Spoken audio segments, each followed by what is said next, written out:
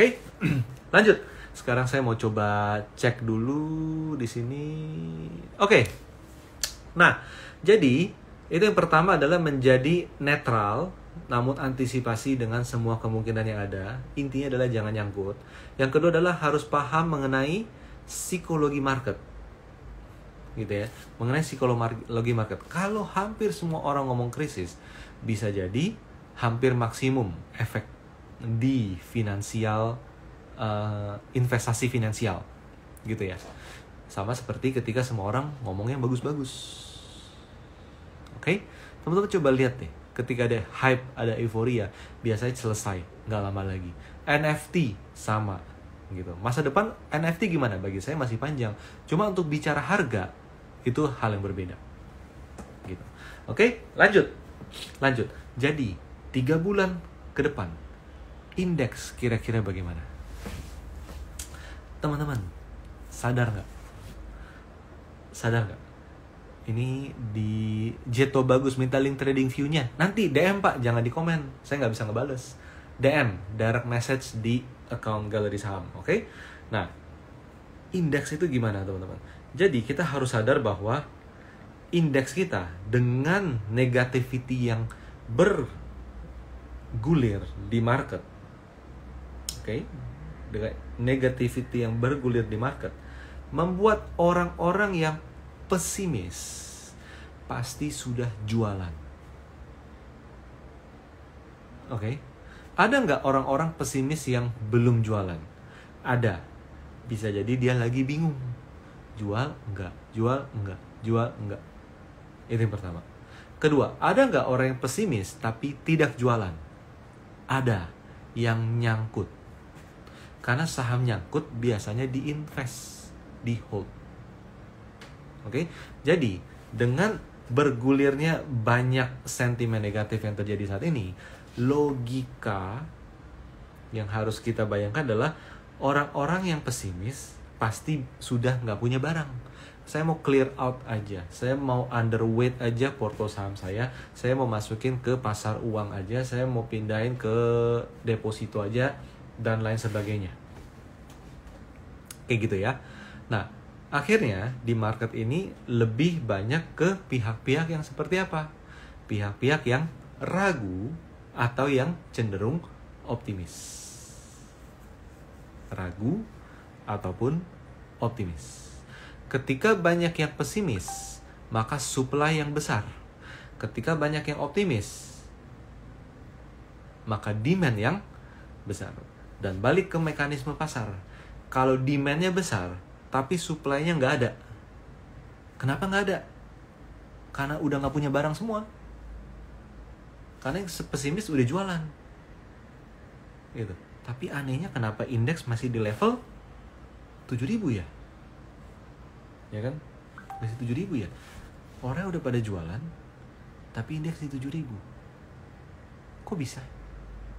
Harusnya ambles dong. Artinya ada pihak-pihak dengan dana lebih besar yang optimis.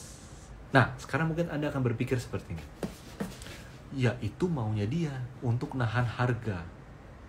Untuk nahan harga biar nanti ngejebak kita ngebeli di atas. Bener gak? Sekarang pertanyaan saya, gimana caranya menjebak Anda untuk beli di atas, sedangkan Anda aja udah gak punya barang? Udah pesimis, saya udah gak mau beli. Atau kalau enggak, saya gak mau beli lagi, saya gak bisa beli lagi. Kenapa? Saya nyangkut. Uang saya udah, yang tersisa saya simpan, sisa saya adalah saham nyangkut. Mau harga ditahan gimana pun, dikerek naik, ya dia gak mau beli. Kenapa? Pesimis. Ya kan? Dan mereka beli pakai dana bisa triliunan, lebih gede dari uang kita yang jutaan. Misalnya, seperti itu. Nah, why, teman-teman? Why? Teman-teman harus ingat bahwa apa? Bahwa stock market looking forward. Dengan berbagai aspek yang mereka analisa, saya melihat ke depan. Gitu ya, melihat ke depan. Sekarang kondisinya seperti ini, di harga seginilah harga terbaik yang bisa saya dapatkan, maka saya looking forward. Setahun, 2 tahun, 5 tahun lagi, itu sebenarnya bisa berapa? Worth it nggak saya beli sekarang? Kayak gitu teman-teman. Worth it nggak saya beli sekarang? Dan mereka pasti mempertimbangkan apa faktor yang mengancam ketika saya membeli saham ini. Apa faktor yang kurang oke yang membuat saya bisa merugi dengan membeli saham ini. Di sana. Ingat smart money ya. Uangnya tuh ratusan miliar sampai triliunan. Seperti itu ya. Nah, ketika mereka sudah mengskenariokan, menganalisa dan lain sebagainya, dan mereka memutuskan untuk membeli, ketika Anda ramai-ramai menjual, mereka memutuskan untuk membeli, membuat harga itu nggak turun-turun amat, tapi malah bisa bertahan. Maka mereka melihatnya lebih ke jangka panjang. Dan kalau, balik lagi nih teman-teman ya, kalau supply sudah menipis karena yang jualan sudah habis, tapi demand masih terjaga tinggi karena yang beli masih banyak, maka mau nggak mau harga, saya bisa bilang begini, kalaupun dia tidak naik, maka dia tidak turun. Di sana, maka dia tidak turun. Kecuali ada faktor X yang baru muncul yang membuat orang-orang berubah pikiran. Yang tadi mau nyimpen jadi jualan di sana. Kalau dulu tahun 2008, krisis yang sangat buruk terjadi itu dimulai dari saya lupa di bulan apa, kalau nggak salah di bulan September ya, tahun 2008, yaitu kebangkrutan Lehman Brothers. Ini lagi mulai ramai diomongin nih kan, mengenai salah satu bank di Eropa yang dikhawatirkan punya nasib yang mirip dengan Lehman Brothers. Oke? Nah, teman-teman balik ya, saya bukan ekonom, saya bukan makro analis dan lain sebagainya. Cuman logikanya gini, dulu di tahun 2008, penyesalan terbesar dari pemerintah Amerika adalah tidak membail out Lehman di sana.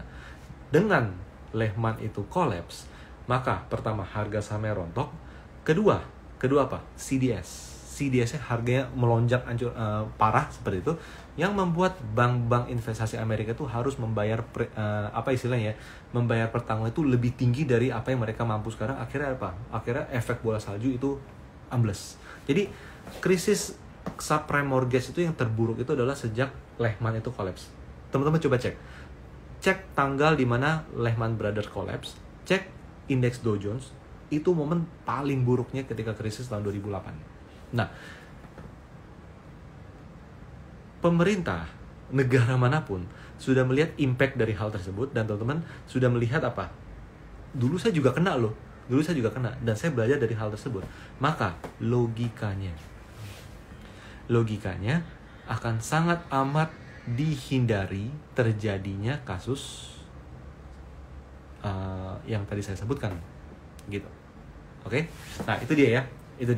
Jadi pada dasarnya teman-teman ya. Jadi kalau melihat dari segala kondisi dan sentimen yang ada di sini, maka saya sebenarnya dengan posisi IHSG juga nih. Posisi IHSG yang masih tetap stay di 7.100 seperti itu, maka peluang tetap masih terbuka lebar untuk 3 bulan terakhir tahun ini. Itu yang pertama. Kedua, saham apa? Pertama, saham yang kuat di lokal. Poin itu dulu. Karena GDP Indonesia, nanti saya coba cek ya. Kita punya datanya, nanti mungkin saya share di post di feednya Galeri Saham ini. GDP Indonesia 50% itu adalah konsumsi lokal. Oke, itu dia. Nah, jadi yang kuat di lokal relatif cenderung akan bertahan. Kedua, yang bisnisnya nggak terpengaruh. Contohnya apa? Contohnya lebih ke sektor energi, gitu. Krisis energi, kebutuhan energi yang lebih tinggi menjelang musim dingin, energi, dan dijualnya pakai dolar lagi, bukan pakai rupiah. Nah, itu teman bisa coba pantau. Yang kuat di lokal dan yang bisnisnya itu tahan banting. Yang ketiga apa? Yang ketiga adalah pada dasarnya teman-teman ya, company blue chip. Kalau turun, selama dia nggak ada masalah di company-nya, itu naik lagi. Tapi kalau the worst dari berita-berita ini muncul, tapi harga mereka naik, artinya mereka nggak tendensi adalah tidak seburuk apa yang kita kira. Oke, ini saya udah kebanyakan ngomong, kebanyakan ngomong. Oke, sekarang saya mau coba cek di komen ya. Di komen ada apa aja nih? Waktu kita tinggal 10 menit. Let's see apakah saya bisa jawab semuanya. Mohon maaf, ini saya mungkin jawab dari paling belakang dulu karena kelihatannya udah lebih ramai obrolan tuh di paling belakang. Mixologi, baca CNB bintang, beritanya kiamat mulu. Gimana nggak pesimis? Ya jangan dibaca, Pak. Money flow ESG, udah kan? Jangan dibaca, kurangin baca, oke? Lalu musim dingin kapan ya? Musim dingin ya udah mulai ya. Ini bulan apa sih? Ini udah akan mulai. Ini bulan, sebentar, ini Oktober. Ini udah mulai, udah musim gugur. Bentar lagi lah Pak, dimulai Oktober lah, November. Oke, lanjut.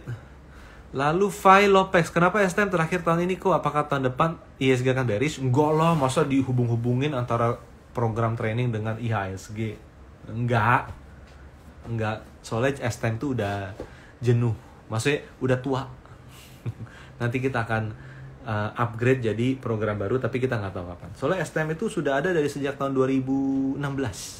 Udah lama loh, 2016. Oke, 2016. Jadi kita akan ada upgrade materi. Tapi istilahnya apa ya? Basic core-nya tetap trend following, teman-teman. Oke, lanjut di sini. Apalagi ya?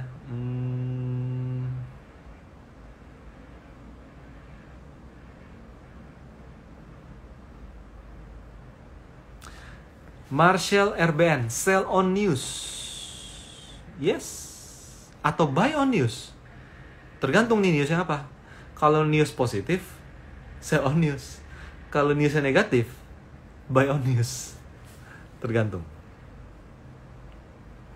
Nah, dari Ivan Alim, satu hal yang pasti, jangan bersikap latah terhadap berbagai informasi yang diterima. Betul. Hari ini dengar berita A, kita ngapain? Besok dengar berita B, kita ngapain?